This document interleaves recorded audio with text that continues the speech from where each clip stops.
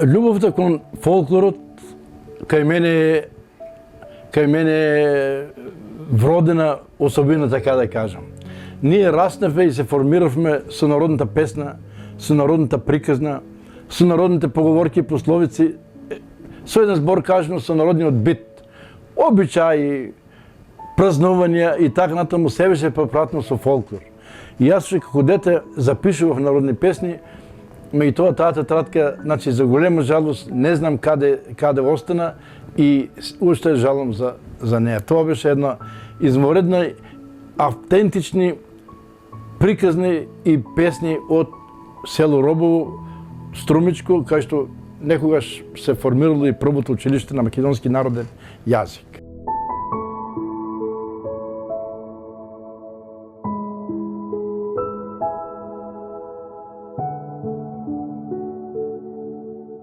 Овој амбиент ме асоцира на моето детство, кое, може да кажем, не беше богато материјално, туку беше духовно многу богато.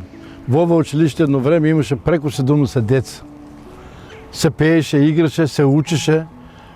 Учевме како да ја сакаме татковината, како да ја браниме, дека треба да учиме и да ви кажам, учителите кои што беа во Робово, а се опишани во мојата книга за училиштето, беа вистински професионалци, иако беа уште деца излезени од училишните клуб. Инаку јас сум роден овде, во ова село, од многодетна фамилија, од мајка Савета и татко Илија. Јас уште како дете во селото имам многу обичаи. Да почнеме од Коледе, Сурба, празници, а на сите празници има некои манифестации, некои се прават некои обреди и се пеат песни. Да не ги спомнувам армансте, свадбите, крштенките и така натаму. Значи, уште како дете, јас слушах прекрасни песни од мојата мајка, па и од комшиите. И дури едно време земав една тетрадка и почнам да ги запишувам. За жал, таа тетрадка ми ја нема. Тоа се беа прекрасни песни. Има само една останна во Титов пионер од 53 година објавена. Таа е моја прва објавена народна песна. Значи веќе скоро 70 години. И оваа песна е со тема Зазидена невеста, Манол Мајстор се века.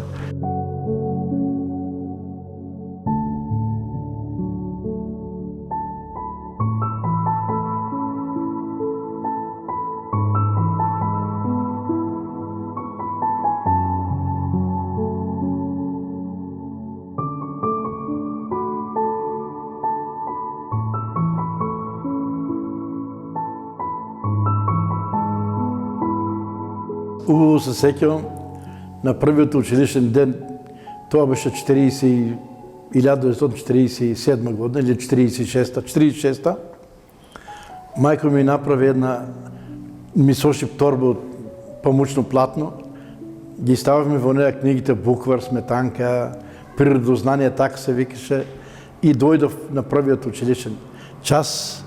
Сами некако сега децата ќе ги испраќат до врата, испратиене, ни седнавме тука.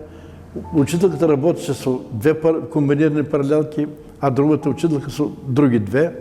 На мен ме учеше Марија Шишовска од Берово.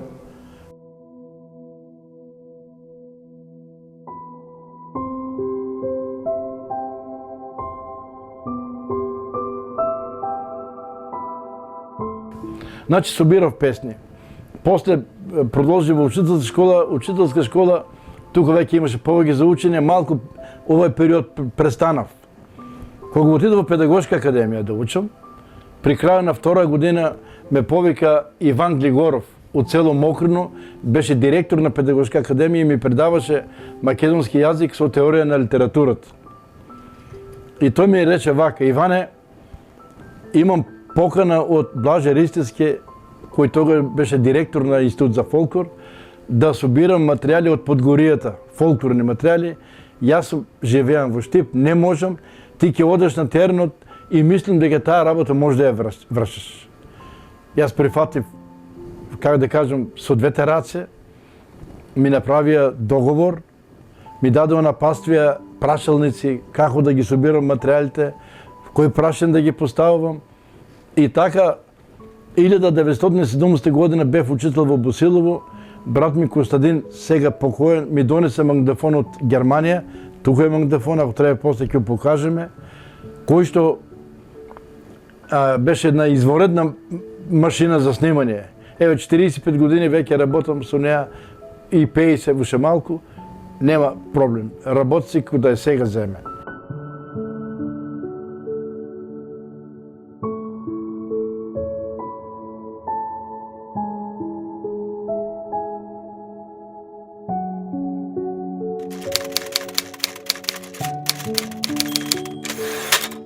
Пред повеќе од 2 децени, поточно некаде 1991 година, во разговорите со доаените на македонската фолклористика, доаените на теренската фолклористика, како што беа Татјана Каличанин и Боривој Џимиревски, првпат слушнав тогаш за Иван Котев.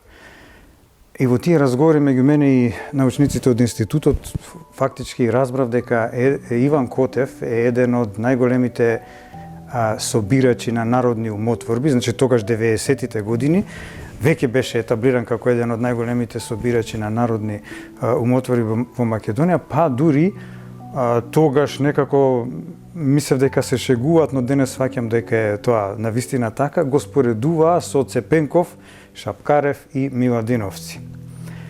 Од тие разговори се разбира, јас се заинтересирав за Иван Котев.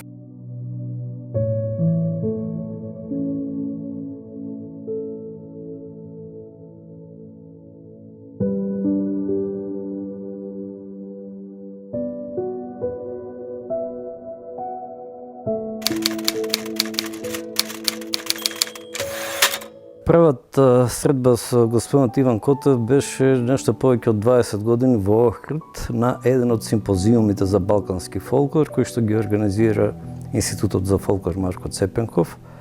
Значи, само што сум се вработил јас 95-та, тоа беше 97 година, ми се чинам, и тогаш во Охрид имаше повеќе средства, тогаш доделуваше Министерството. Освен научните работници ги поканува и собирачите од теренот, се сеќа на некои други имиња, Пане Емшов од Неготина, да речеме, Бошњачки од Берово, меѓу нив беше и Иван Котев од Струмица.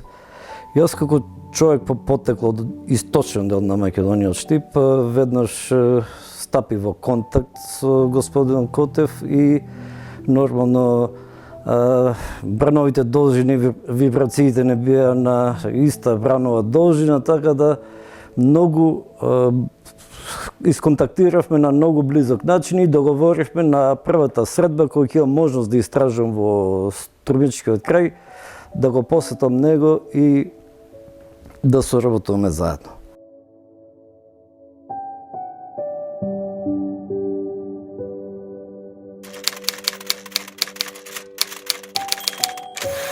Мојата прва средба со Иван Котев беше од прилика пред околу 10 години, кога јас се уште бев постдипломец на катедрата за македонска книжевност при Универзитетот Свети Кирил и Методи во Скопје, и до тогаш немав некој посебен контакт со фолклорот, особено со народното творештво, да кажам, во Струмичкиот регион.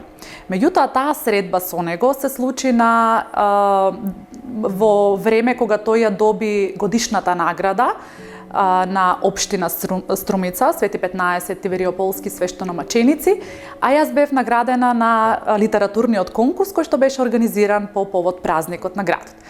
Тогаш, разговарајќи со него за тоа која е мојата вокација, која е неговата вокација, почнав едноставно да сваќам дека Иван Котев е редок пример на човек кој што толку многу се дава во работата и човек кој што, иако во своите пензионерски денови може слободно да го троши своето слободно време на други активности, тој се уште со годините кои што ги има, оди по селата и по градот, собира фолклорно богатство кое што го напластува, а го напластува веќе 50 години наназад, и мене тоа искрено ме воодушеви.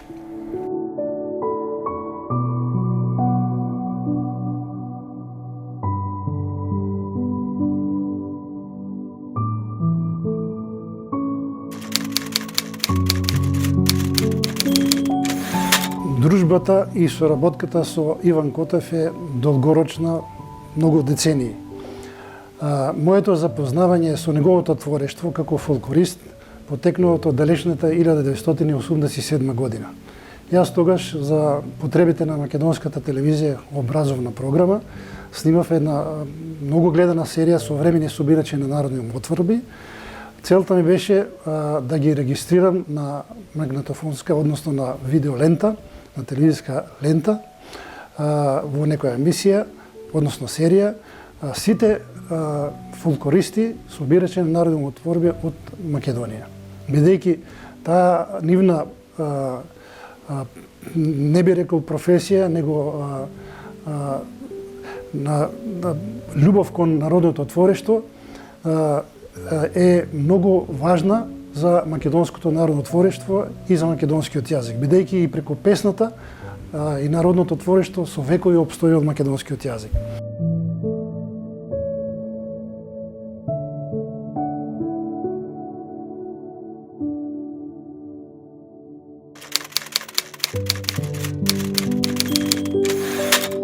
Првото нешто што ми доаѓа на ум кога станува збор за тие промоции негови е промоцијата на книгата Мудроста на вековите. Без друго најголемото, најграндиозното, најкапиталното негово дело. И бидејќи важам за модератор кој честопати знае да импровизира во водењето, на почетокот од промоцијата го видов во првиот ред како седи градоначалникот тогашен на општина Струмица Зоран Заев, па го прашав на самиот почеток: господине градоначалнику, колку години имате? Тој, ако не се лажам, ми рече 38. Па му реков: еј, замислете, 2 години пред вие да се родите, оваа книга, ја држав книгата во раце, почнала да се создава, почнала таа истражувачка дејност на Иван Котев, која траела 40 години. Значи 40 години труд и 40 години љубов во една единствена книга.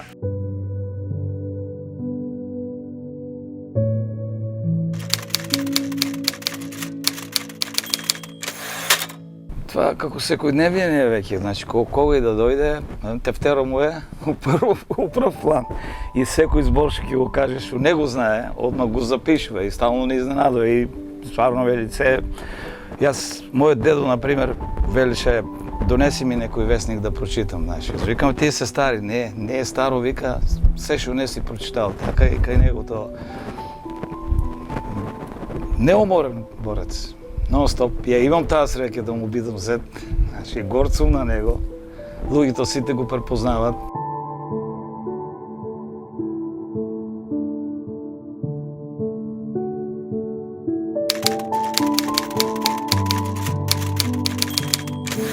Значи, од како памтам за мене, тој собира, почна со народни песни од мојата баба, што му ги кажуваше, под Струмица и Струмичката околија, а јас уште како мала му имам кажувано брзо зборки. Мојата баба имаше, таа беше многу паметна жена и многу јака меморија, и сум растела со неа и мислам дека има и записи со мои брзо зборки. Значи, брзо зборки, гатанки, и тоа трае и ден денес.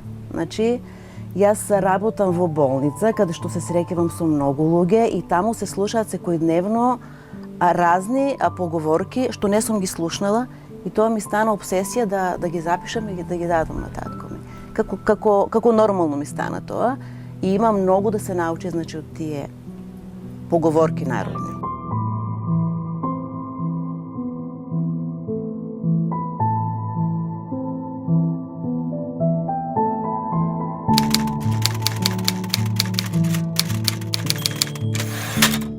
Иван Котев навреме го сватил чинот, големината за богатството на народната книжевност, на народните умотворби.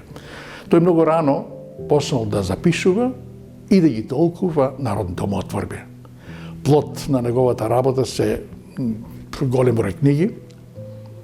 Меѓутоа, врв на сета негова работа сметам дека е капиталното дело Мудростта на вековите, во кои се собрани не десетина, не стотина, туку илјадници народни умотворби од краткиот жанр. Првенствено од Струмичкиот регион, а и од другите соседни региони. Во времето кога Блаже Ристовски беше директор во Институтот за фолклор, и тој е познат по тоа што веднаш штом станал директор во институтот, почна да размислува за начините како да прибере што повеќе материјали, фолклорни материјали, особено теренски во институтот. И благодарејќи на него денес имаме огромен број на материјали снимани после 70-тите години. Значи, во таа мрежа од соработници кои што ја воспостави Блаже Ристовски низ цела Македонија, се појави Иван Котев. Со господинот Иван Котев сум бил и на теренски истражувања и сметам дека таков човек ретко се раѓа. Јас сум соработил и со други, да не спомнам имења сега, да не се почувства некој навреден, но со таков ентузијазам, со таква упореност, со таква енергија сега на 80 години што собира материјал, не само што собира, го презентира, тој настапува на наши научни собери, фолклористички, етнолошки и така натаму.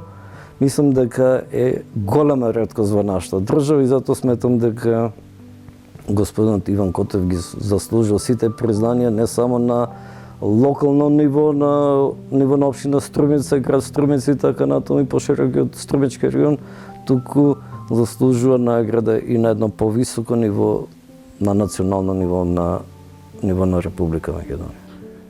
Порано се негувала и народната песна се негувала, и приказната, и сите други народни умотворби, а сега полека исчезнуваат. И мислам дека Иван Котев низа народни умотворби ги спаси од заборав. Особено затоа што веќе ги вкоричува во книги. Тој не е, да речеме, само собирач, туку и толкуваш. И мислам дека фолклористиката во Иван Котев го најде вистинскиот човек. Иако тој е надвор од центарот, иако живи и работи во Струмица, тој еднакво се носи, паралелно се носи со сите посветеници на фолклорот, независно каде иде се. Мене ме радува што имам можност да контактирам со овој благороден човек, но тој не е само собирач на македонските народни умотворби, тој зафаќа теми и од културната историја на Македонија, особено на роднокрајната културна историја. Плод на тоа е и неговата книга за училиштето во Робово. Плод на тоа се и други книги кои имаат допирни точки и со фолклористиката и со културната историја. Се сметам себе си за среќен човек, меѓу другото и поради тоа што го познавам Иван Котев. Се сметам себе си за многу среќен човек, поради тоа што го имам за пријател и што ме има за пријател. Се сметам себе си за исклучително среќен човек, поради тоа што многу пати досега сме соработувале, сум бил негов соработник. А да се биде соработник на Иван Котев, на една вака грандиозна личност, не е мала работа.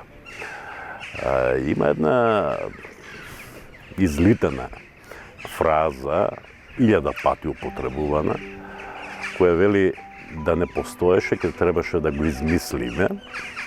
Навистина, и покрај тоа што е излитана фраза, и покрај тоа што е 1000 пати употребувана, чинам дека најмногу се лепи за Иван Котев, најмногу држи вода, бидејќи Иван Котев е навистина личност за респект, личност за внимание, личност за почит. Кога зборуваме за него, јас можам за него да молчам. Да молчам и при тоа да кажам се со мојот молк. Но можам да зборувам и со часови, и со денови и сепак да останам недоречен. Бидејќи Иван Котев е една убава приказна, една голема приказна, тоа е една цела историја.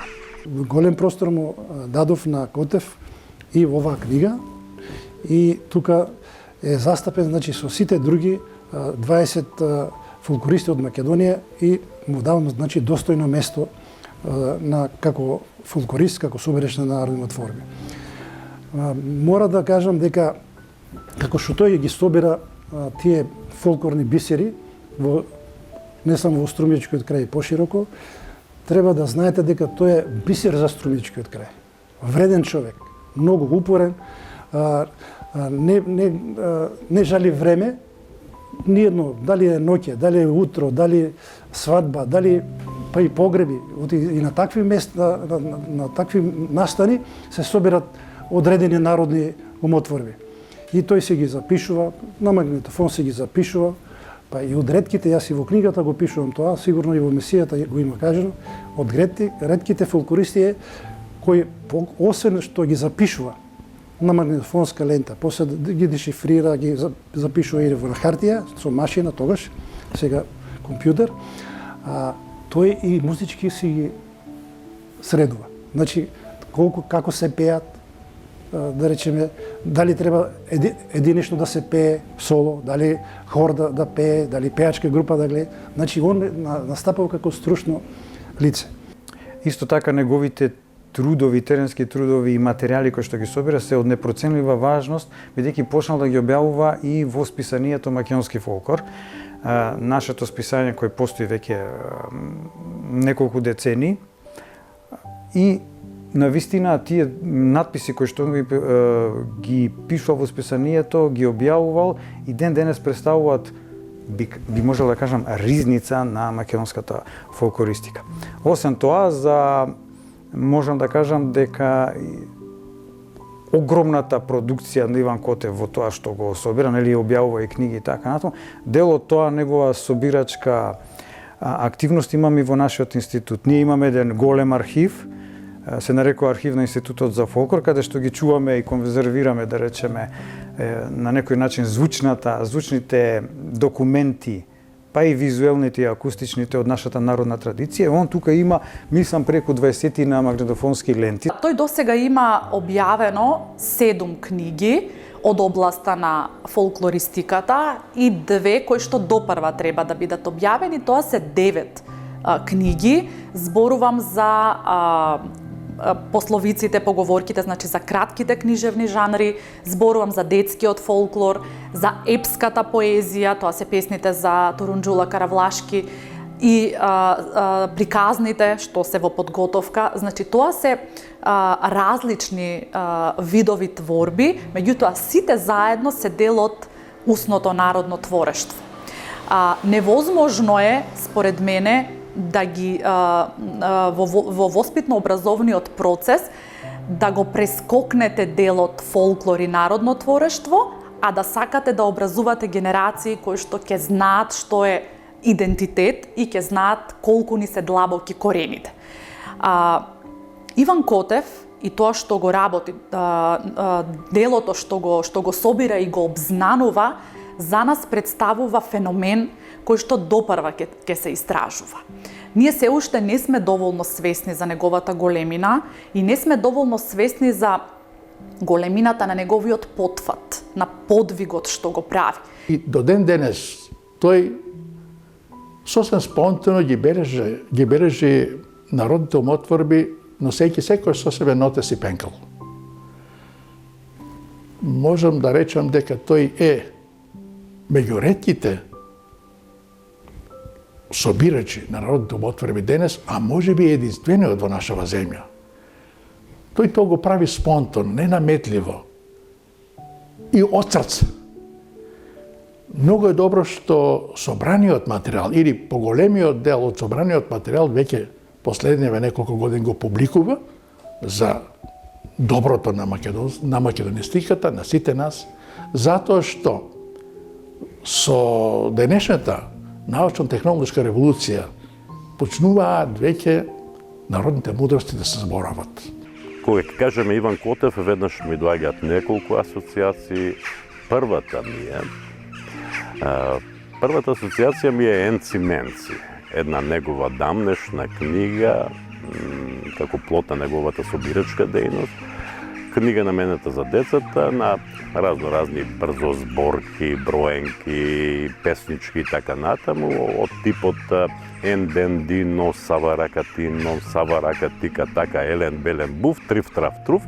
Ете тоа книга со која мојата керка, сега веќе студентка, дури беше мала, заспиваше секоја вече со тие броенки, песнички и така натаму. По 100 пати читана, препрочитувана, секогаш мојата керка заспиваше со песничките од таа книга и ја знаеше, а беше многу мала, наизуст од првиот до последниот збор, од првата до последната страница. Тоа е таа прва асоциација која ќе речеме Иван Котев. Втората е таа соработка што има. Кај Иван Котев забележуваме една благородна мисија, а тоа е занимавањето со книжевната критика. Тој пишува за познати личности, за помалку познати и за непознати автори, афирмирајќи ги не само во Струмичкиот регион, туку и на ниво на сегашна Северна Република Македонија.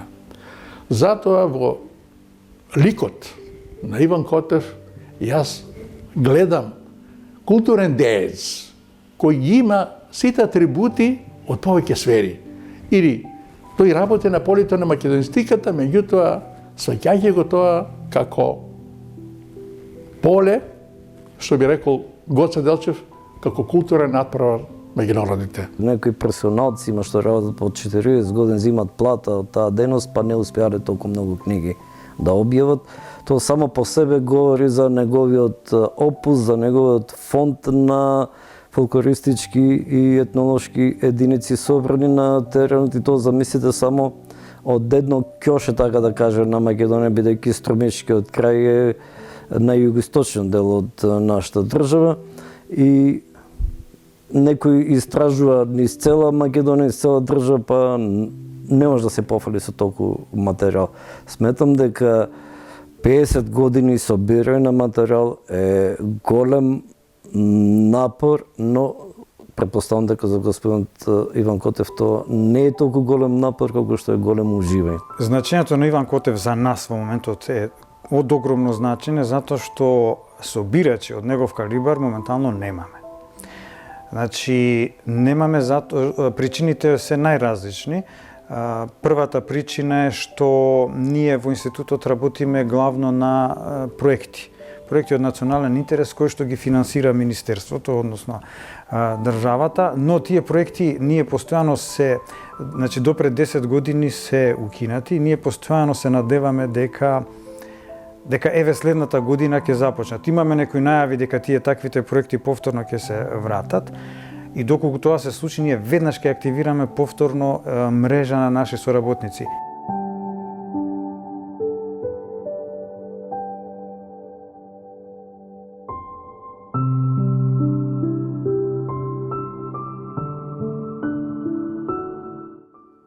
Плюнува го на земјата и пресудата прекинува судо, услободовото и станал домаќин права класа. Од мене толку. Така ли? А таа од кој да учи кажа? Кој те кажуваше? Дедо Ѓорѓе. Аха. Това веруваш од можел да биде на свет? Верува ли си тоа? Може. Може, не? Тоа поверуватно си. Арно. Други не верувам да знаат тука, не ја знаат. Не. Он кафе омелет ќе донесе, нешто арно. Ќе донесе арно. И оно свајќи, тоа се арно, мајките не му дава. Мајката тоа го обидувала, не? Да.